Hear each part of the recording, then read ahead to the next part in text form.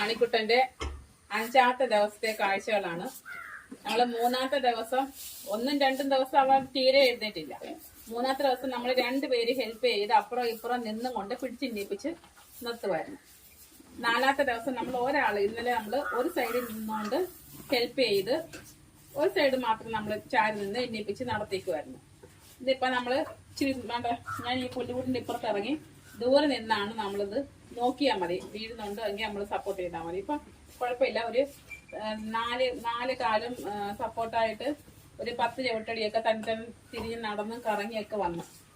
അതുകൊണ്ട് ഇത് മിടുക്കിയായിട്ട് തള്ളെ സോപ്പിടുവാണ്.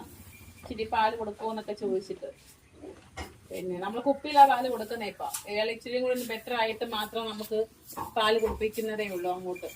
അല്ലെന്നുണ്ടെങ്കിൽ പിന്നെ അടങ്ങനെ വീടുവാണെങ്കിൽ കുഴപ്പമില്ല. ഇപ്പൊ നല്ല ആക്റ്റീവായി അടിപൊളിയായിട്ട്. ഇപ്പൊ ഒരു കച്ചിത്തിരി എടുത്തങ്ങ് വായിലിട്ട് ഒരു കച്ചിയുടെ ചവച്ചങ്ങ് ഒതുക്കി അങ്ങ് ഇപ്പൊ ഞാൻ എടുത്ത് കളഞ്ഞ